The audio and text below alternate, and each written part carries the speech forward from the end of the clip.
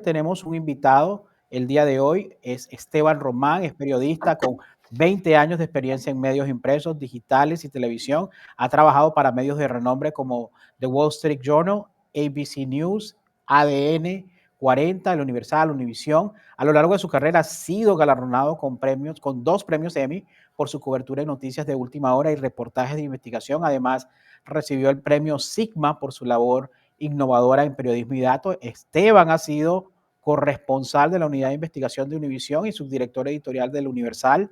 Actualmente es director general de Data Noticias y fundador de Rompe Silencio, medio digital enfocados en análisis de política de Norteamérica y geopolítica global. Precisamente está aquí con nosotros. Bienvenido, Esteban. Bienvenidos a Gracias. Buenos Días Wall Street. Bienvenido a Comercio TV. Y primeramente, bueno, este es el tema de hoy precisamente. Y quiero comenzar por allí.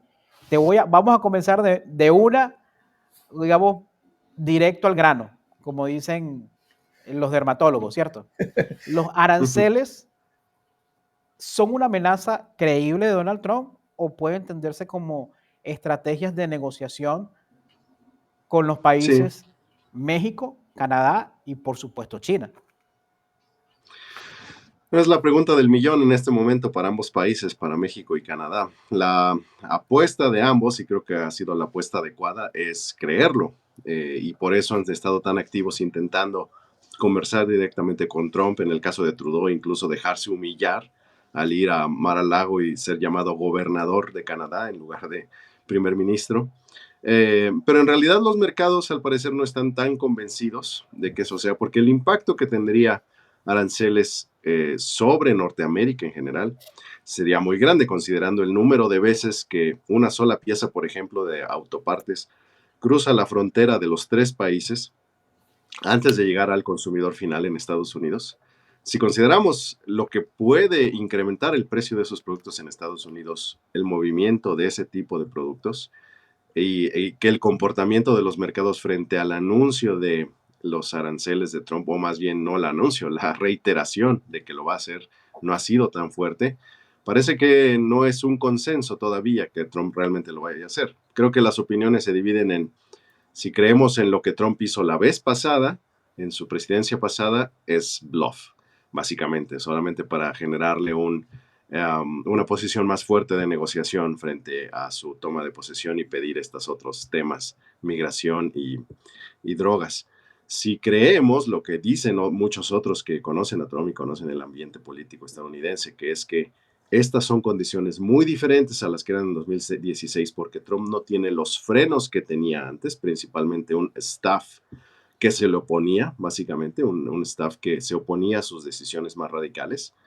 También un Congreso más desfavorable a él en la vez pasada que ahora.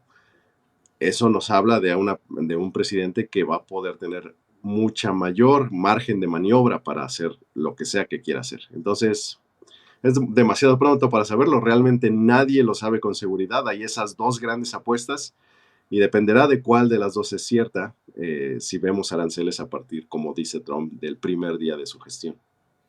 Realmente interesante, Esteban, esto que sucede con los aranceles y es una noticia que se ha estado viviendo desde hace algunos días. De hecho, yo me recuerdo en el 2018, para finales de año, cómo esto que aumentó aranceles a China realmente hizo que el mercado de valores tuviera una reducción momentánea que afortunadamente se recuperó bastante rápido. Pero vamos un poquito más, explícanos un poquito más acerca de los aranceles que Donald Trump quiere imponer. Háblanos de ello en algunos puntos, cómo nos podría Sí. beneficiar o perjudicar, que propiamente eso es a lo que tememos. Sí, la principal diferencia, creo, respecto de los aranceles que el mismo Trump también amenazó iba a aplicar contra México en aquel tiempo y los que terminó sí aplicando, es que este tiene una motivación política y de seguridad. La anterior ocasión él dijo había un pésimo acuerdo, él decía que NAFTA era terrible, perjudicaba a los productores y a los consumidores estadounidenses y dijo por eso tenemos que renegociar. Se renegoció y es el tratado que está en este momento aplicándose en el comercio entre los 3 países. Pero lo que sucede ahora es que Trump está condicionando esos aranceles a 2 temas que no tienen nada que ver con comercio, que son inmigración y drogas. Ahora, ahí hay dos, también creo, posiciones de qué tanto realmente vamos a ver aranceles si no se cumplen esas demandas. La versión, yo diría, pesimista y optimista.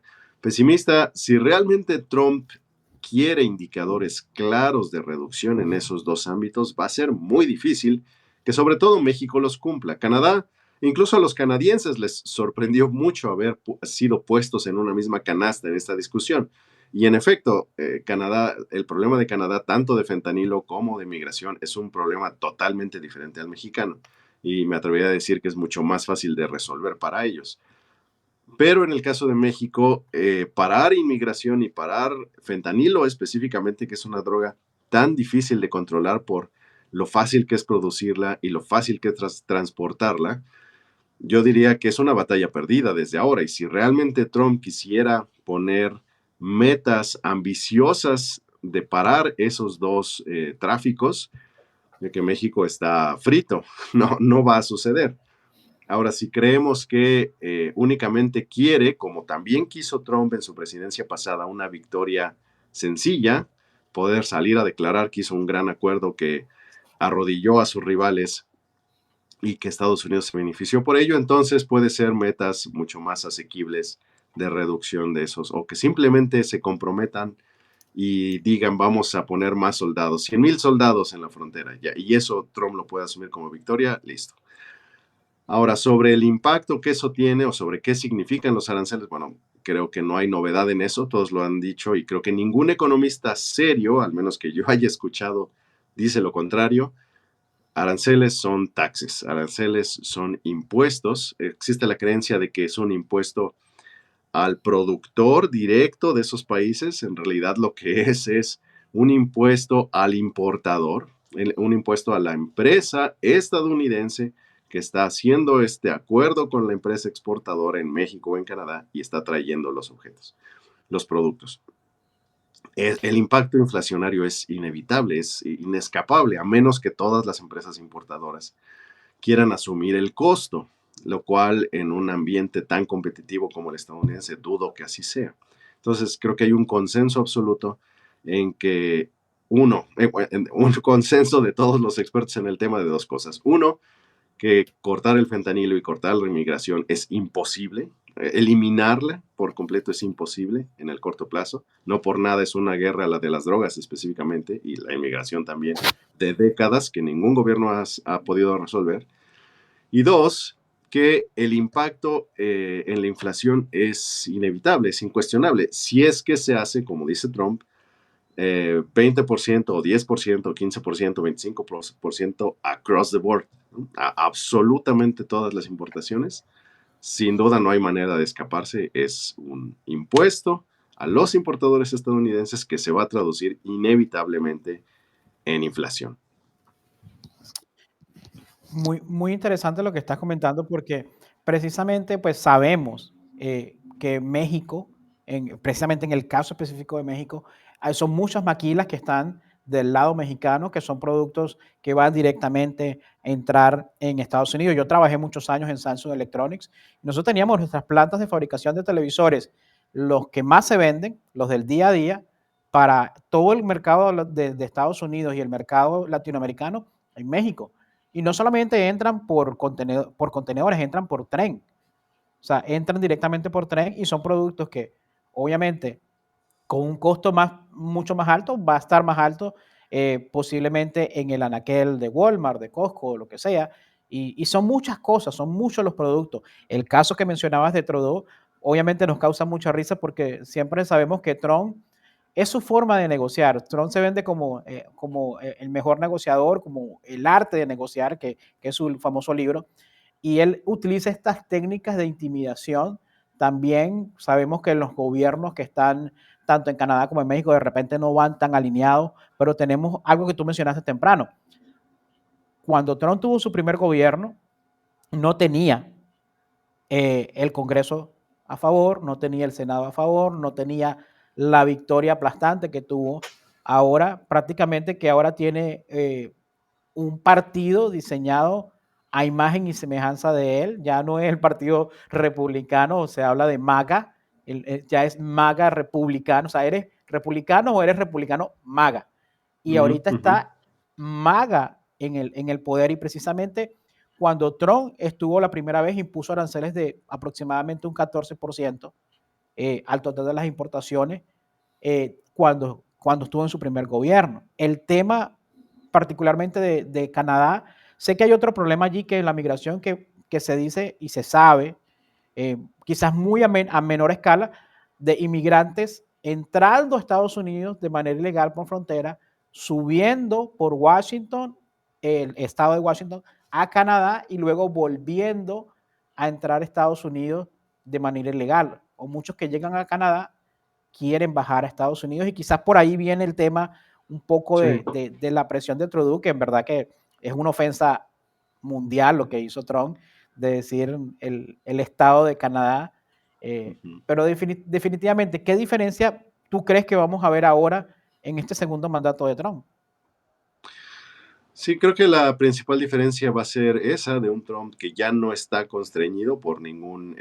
bueno, hay que añadir uno más al que decías. En efecto, es un partido mucho más dócil hacia él, legisladores de su propio partido mucho más dóciles hacia él.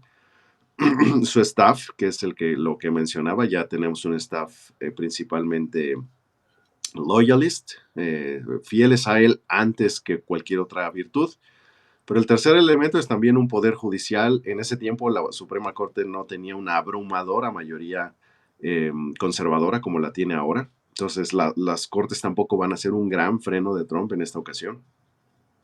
Así que todo depende de si creemos que Trump es el mismo de 2016 o ahora cambia. Y en el caso de México y de Canadá, bueno, Canadá es el mismo interlocutor, sigue siendo Justin Trudeau, pero en el caso de México, muchos mexicanos están confiados en el hecho de que a López Obrador le fue relativamente bien.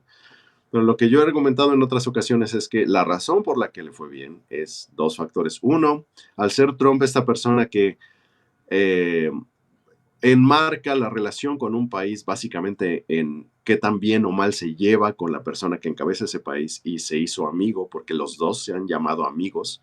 Trump ha llamado amigo a López Obrador y López Obrador ha llamado amigo a Trump, se cayeron muy bien, son amigos. Eso marcó mucho que no fuera tan tensa la relación entre los dos países. Sin embargo, Claudia Sheinbaum es totalmente diferente a López Obrador. Para empezar, podríamos cuestionar incluso si Trump sería capaz de tener una relación así con una mujer, ¿no? Con una relación de amistad con una mujer con la que no tenga un interés más allá del político, o más allá del personal, más bien.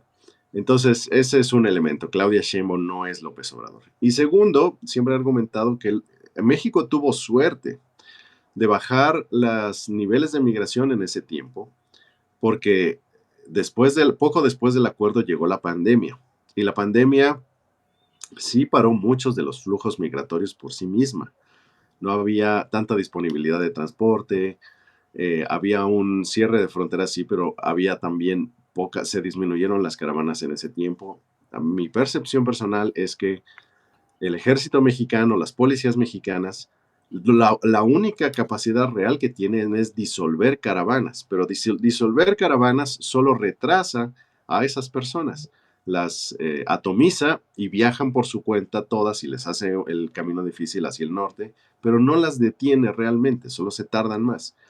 Y la estrategia desde entonces del gobierno mexicano, sabiendo que no, en realidad no puede detener a esas personas, no es de no poder, de no tener la voluntad, físicamente no puede, no tiene la capacidad institucional y de personal para hacerlo.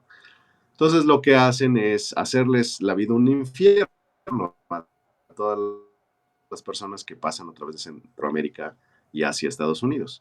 Y les ha funcionado relativamente bien, pero hay que considerar que el bajón que vemos en las gráficas de inmigración es por la pandemia, no es porque México sea muy capaz de frenar la migración. Entonces yo lo que me temo es que si Trump se lo toma en serio, si realmente dice quiero que lo reduzcas a tanto, a un nivel muy ambicioso, México no va a tener la capacidad de hacerlo, y como Sheinbaum no va a ser su amiga, entonces no la va a tener más fácil México en esta ocasión. Y con fentanilo es aún peor, porque México lo principal que no quiere desde López Obrador y ahora con Sheinbaum es que haya violencia dentro del país. Y esa violencia dentro del país ha sido un acuerdo tácito. La reducción, que si había una reducción de violencia en México, ha sido por un acuerdo tácito entre los grupos criminales y los gobiernos de decir, exporta toda la droga que tú quieras, solo no hagas desastre aquí en México.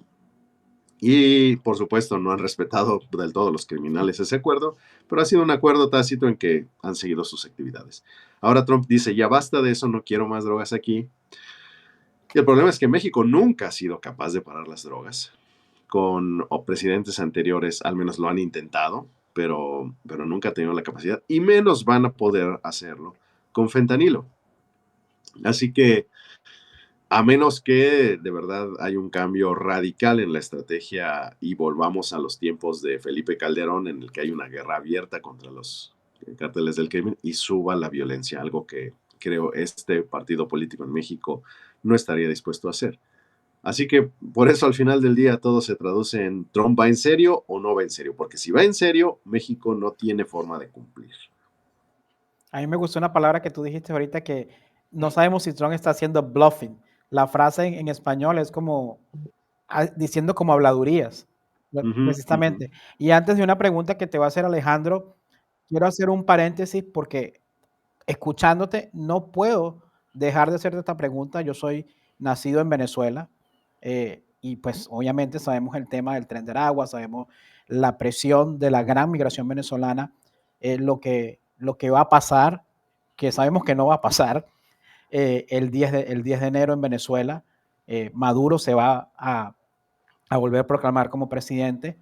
Y como venezolano te digo, siempre que pasa, siempre los venezolanos esperan diciembre para comerse las hallacas, pero en enero agarran maletas, el 2 3 de enero. Y hay mucha gente que a pesar de lo que Trump está diciendo, dicen, nos vamos a Estados Unidos porque es el sitio más fácil de llegar vía terrestre. Igualmente pasa con Cuba. Entonces, claro, esa es la presión que tiene Trump con los inmigrantes, que definitivamente va a venir otra ola, lo que tú dices, son indetenibles. O sea, no hay forma. Y no es algo nuevo. Quizás para muchas personas hoy día piensan de que, oh, la migración. No, siempre ha habido inmigración. Siempre ha pasado personas por la frontera. Toda la vida. Es una historia de nunca acabar en Estados Unidos, que de repente ahora tenemos las redes sociales, que de repente ahora han sido un poco más descontroladas, que de repente el escándalo ha sido un poco más fuerte, pero nadie lo ha detenido en los últimos 40, 50 años. ¿Qué va a pasar ahora en este escenario? Sí. Sí, hay una razón por la que no se puede detener y yo lo he dicho también en mi canal, que es que nunca en la historia un problema de demanda ha sido resuelto por la fuerza. Y el tema de las drogas y el tema de la migración ha sido por una demanda enorme estadounidense de drogas y de mano de obra barata, pero también necesaria. Y ese es el principal punto. Estados Unidos tiene un boom económico relacionado con el nearshoring, relacionado con que realmente no hay ninguna otra opción de inversión en este momento como la estadounidense. Europa está en caída libre por un asunto, por muchos temas, ¿no? China también va en caída, creo que también va en decadencia. Hay un ambiente geopolítico en el que la globalización está prácticamente desmoronándose y en medio de todo eso, pues ha habido una repatriación de capital, ha habido un enorme movimiento en Estados Unidos y tan solo poniendo el ejemplo de la industria inmobiliaria, hay un shortage, hay una reducción, una baja, una ausencia de cientos de miles de trabajos, creo que no recuerdo la cifra exacta, pero algo así como entre 300,000 y 600,000 trabajos faltantes en la industria de la construcción. Y no hay manera de que obtengas tú ese trabajo con estadounidenses, simplemente no hay manera, no quieren hacer ese trabajo. Solamente los migrantes indocumentados lo pueden hacer, lo hacen. Entonces, sí, ese enorme incentivo, mientras haya millones de dólares de incentivo para cruzar personas y para cruzar drogas, jamás se ha podido parar eso. Entonces, México no lo puede hacer, Estados Unidos no lo ha podido hacer, no lo ha podido hacer tampoco con las drogas porque el consumo no va a parar en Estados Unidos en ningún momento visible. Entonces, ¿qué es lo que yo quiero pensar que va a pasar realmente? Que Trump es lo suficientemente inteligente para saber esto, para saber que es imposible pararlo, para saber que si hablas en serio de que quieres cortar a China y de que quieres hacer una verdadera competencia con China, lo que tienes que hacer es sustituir esa manufactura con la manufactura mexicana primordialmente. Pero no lo vas a lograr si le impones aranceles a México. Entonces, ¿qué es lo que quiero pensar que Trump va a hacer? Dar esto, easy win. Decir, México accedió a poner 200,000 soldados en la frontera. No, no preocuparse por los resultados reales, sino por el anuncio de cuál fue el acuerdo. Y listo. Y como decimos en México, taparle el ojo al macho y asumir la victoria, que la victoria fue el acuerdo, sin importar el resultado. Como en su momento anunció que la victoria era el nuevo Tratado de Libre Comercio y resulta que ahora el déficit de Estados Unidos respecto a México es aún mayor que el que había con NAFTA. El resultado del nuevo acuerdo fue peor, entre comillas, para Estados Unidos, que no lo es, pero bueno, esa es otra discusión. Pero en términos de Trump, que él odia los déficits comerciales, si solo nos basamos en el déficit, su acuerdo resultó peor que NAFTA, porque México ahora tiene un superávit incluso mayor. Sin embargo, para él, en su momento fue una victoria de corto plazo que pudo anunciar como una victoria solo porque se sentaron a la mesa y negociaron más o menos en sus términos. Entonces, ¿qué es lo que yo quiero que pase? Y también creo que es más probable que pase eso, una repetición de ese mismo escenario en el que Trump es lo suficientemente listo para saber que necesita de México, digo, no necesita en cuanto a que Estados Unidos no se va a caer, incluso si México desaparece del mapa, pero sí le conviene en esta sustitución de importación de manufacturas, si quiere tener un mejor camino económico y poder presentar buenas cifras económicas a su electorado. Wow, interesante, realmente algo que a algunas personas nos sorprende porque pues estamos hablando de un ámbito económico y político a la vez, ¿verdad? Yo como analista del mercado de valores, las compañías que estamos siguiendo a diario y ver dónde podemos tener ganancias, esas compañías en crecimiento. Pero hablando de eso, de esos aranceles que le costarán aproximadamente a los Estados Unidos, por decir, a cada habitante, unos $1,300 anuales en incremento, en gastos adicionales. Esto podría llevar realmente nuevamente a un camino a la inflación dentro de los Estados Unidos. Sí, sin duda, yo no veo de qué manera. No, de hecho hay que ver eh, que en ese momento apenas habían dado a conocer la cifra y la inflación sigue sin quedarse, sigue sin poder estancarse en el 2% que es el objetivo. Y no veo de qué manera, es decir, si solamente vemos el factor China por sí mismo, como eso es inevitablemente inflacionario, porque no tienes a ninguna sustitución de esa manufactura barata. Porque además no hay manera de sustituirla. Incluso si México, si la producción en México, si el mercado laboral en Estados Unidos fuera incluso más barato de lo que es ahora, hay que tomar en consideración el subsidio chino. Eso es irreemplazable. Todo el subsidio a la cadena de producción de los productos chinos, eso es imposible de reemplazar en México o en Estados Unidos. No hay manera de compensar eso con el costo de transportación de llevar las cosas desde China a Estados Unidos. Entonces, solamente cortar a China, lo cual creo que es la estrategia correcta por el riesgo geopolítico, que en su momento llamaron como forma de eufemismo decoupling, pero creo que ahora ya es un cortar definitivamente. Si solamente tomamos ese factor en consideración, eso ya es inflacionario. Si además se le monta aranceles, sobre todo a México y a Canadá, no hay forma de escaparse. De verdad, tendría que suceder pues, algo sin precedentes en la historia, creo, de la política y la economía para que aranceles de ese tamaño, across the board, a todo el umbral de las importaciones, no cause inflación.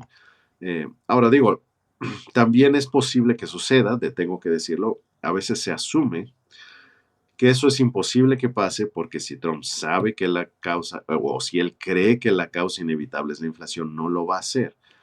Pero yo diría, ojo, para su electorado, a mí me parece, la razón principal por la que eligió no es inflación desde mi modo de ver. La razón principal es migración. Es lo que causa mayor apasionamiento en los discursos de Trump, es lo que mejor se recibía en sus rallies, es lo que más le importa a la gente que votó por él. Entonces puede suceder un fenómeno similar, a mí me parece, como Milei en Argentina. Con Milei hubo una enorme devaluación del peso argentino, se han perdido trabajos, ha habido un decrecimiento económico porque, por supuesto, ante la falta de inversión pública o de gasto público, pues hay menos crecimiento económico. Y sin embargo, su popularidad prácticamente no se ha movido desde que fue electo. Sigue por encima del 50%, 56% creo que era la última cifra.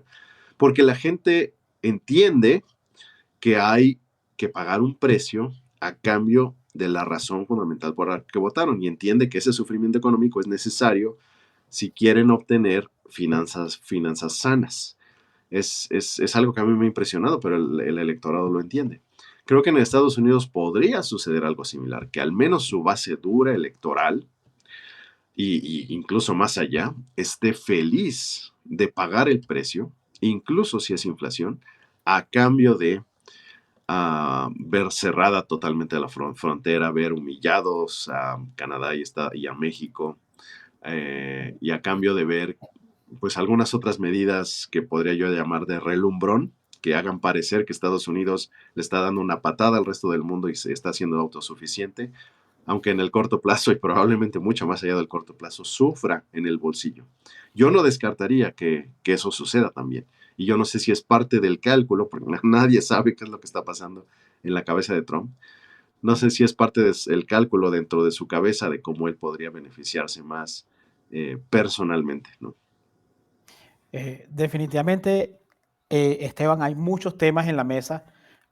Sabemos que precisamente acá de Estados Unidos, pues lo percibimos también en esa manera. O sea, la gente, hay mucho lo que nosotros medimos y hablamos acá, que es la percepción del consumidor. No solamente la inflación, siempre nosotros hemos tenido varios especialistas, varios economistas que han venido acá y la mayoría nos dicen siempre, no, estos números de inflación aún lo que nos ha dado Jerome Powell, no nos han cuadrado a todo, porque una cosa es la cifra que nos dan y otra es lo que la gente siente cuando va a Walmart, a Costco, a cualquier otra tienda, definitivamente.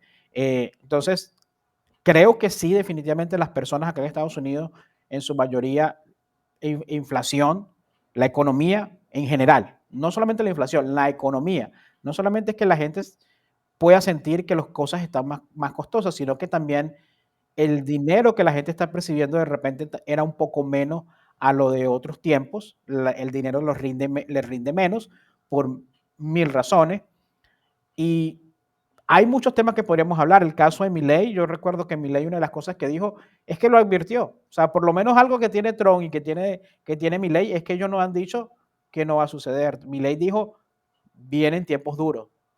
Y de repente por eso puede hacer que la Argentina lo tomó de buena manera, o por lo menos ha aguantado el proceso y pues desde una economía totalmente desestabilizada, el dólar blue, como 10 tipos de cambio diferentes, obviamente digamos, bueno, ¿qué más mal nos puede ir? De repente dirían los argentinos. Sí. En el caso acá de Estados Unidos, recientemente Trump en una entrevista la última entrevista que tuvo, dijo que él ama los aranceles, que los aranceles es algo para él que le gusta mucho. En el tema de la presidenta Sheinbaum, pareciera que fuera un poco más, un ala más fuerte, más radical que el mismo López Obrador. No lo sé. Tenemos que volverte a invitar porque hay muchos temas en la mesa y el tiempo se nos está acabando, pero sí te quiero hacer la última pregunta. ¿Realmente crees tú que estos aranceles, pues puede haber una guerra con China? Trump invitó a Xi Jinping a su inauguración. Sí. Vendrá Xi Jinping, se sentará con él. Veremos esa guerra China-Estados Unidos, guerra de aranceles. Sí, sí, sí. Sí, bueno. y eso podrá incentivar la industria local. Veremos producción local acá en Estados Unidos.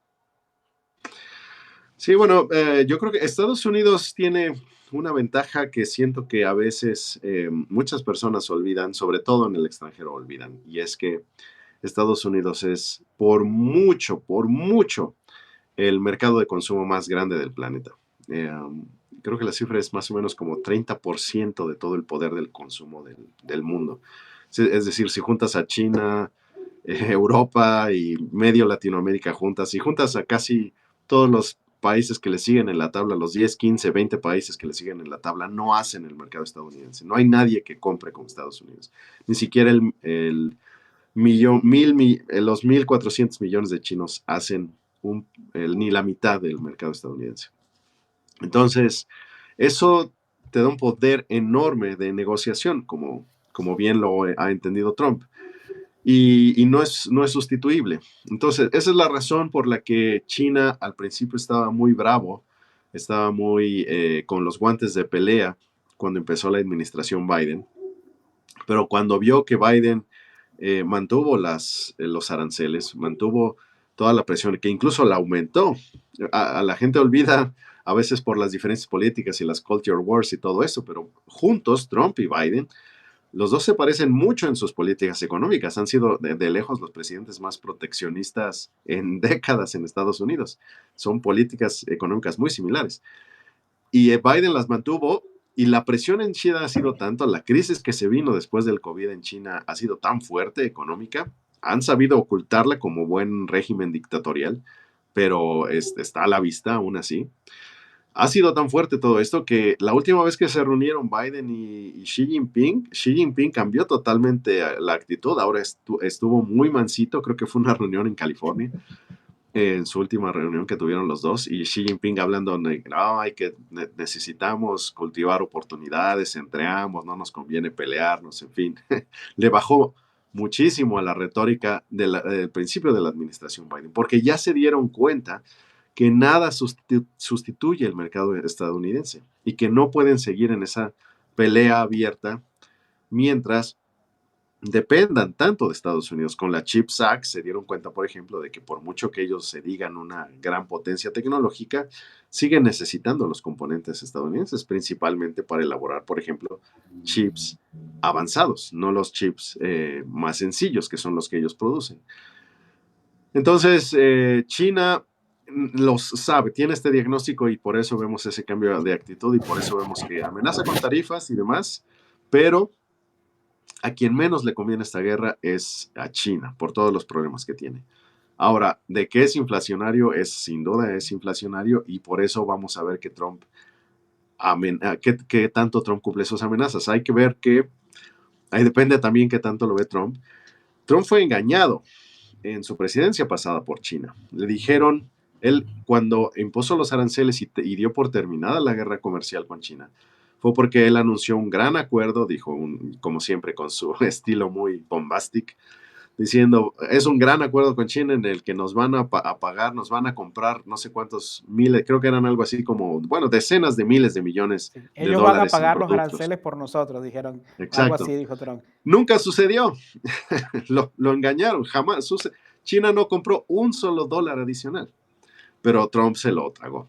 Entonces, si él tiene ese diagnóstico y sabe que China no lo va a hacer, no va a comprar nada más de Estados Unidos, no se le puede obligar a eso, o si se le obliga, simplemente lo va a compensar por otro lado en contra de Estados Unidos.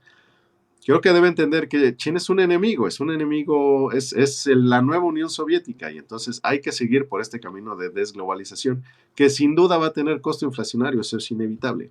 Ahora, la ventaja que tiene Trump que no tenían los demás es que él puede justificarlo con otras razones y puede echar culpas y puede mentir, es algo que otros presidentes no pueden darse el lujo de hacer. Nos viene un Trump 2.0, un Trump empoderado, un Trump, como analizamos acá, con muchas maneras, con muchas formas, con muchas herramientas que no tenía antes, pero también, digamos que tú lo acabas de decir, un Trump con un poco más de conocimiento, no tan inocente del mundo de la política, ya no es el Trump empresario que vino a hacer política, ahora es un Trump que ya conoce un poco los quehaceres de Washington y un poquito más allá de la frontera. Definitivamente, Esteban, no se nos acabó el tiempo, que queremos tener mucho más tiempo, te tenemos que volver a invitar porque es que este tema creo que no vamos a seguir, no se va a parar hoy. O sea, Trump no ha llegado al poder y mira todo el revuelo que ya ha causado en los mercados internacionales. Entonces, esperamos que prontamente puedas volver para ver qué pasa Un gusto. cuando Donald Trump tome el poder. ¿Qué pasa si va a ser si sus reformas van a comenzar a suceder desde el día 1? Muchas gracias por estar con nosotros. Está súper interesante. Hay muchos temas en la mesa, muchas preguntas que quedaron en el aire que te queremos hacer y desde aquí te queremos volver a invitar pronto para poder seguir ampliando este tema. Gracias. Por supuesto, estaré con gusto de nuevo aquí. Bueno, te lo agradecemos bastante, Esteban. Un placer haber tenido aquí. Y bueno, sí, efectivamente nos quedaron algunas preguntas todavía para hacer, pero lo vamos a dejar para otra ocasión, ya que Donald Trump aún no entra a esto, a su presidencia, y ya está habiendo cambios, lo cual nos está permitiendo tener esta entrevista, pero seguramente estaremos pendientes antes de que Donald Trump tome posesión el 20 de enero, pero estaremos ahí en contacto. ¿Qué te parece, Esteban? Por supuesto, un gusto. Muchísimas Bienvenido, gracias. Esteban. Muchas gracias. Oye, y sus redes sociales, las tenemos en pantalla. Claro que sí. Rompiendo el silencio, yo me bien. la aprendí. Rompe el silencio. Qué bien. Esteban Román. Vayan y búsquenlo. Excelente el contenido que hace Esteban. Esteban, muchas gracias por estar con nosotros y nuevamente te digo, tienes que volver.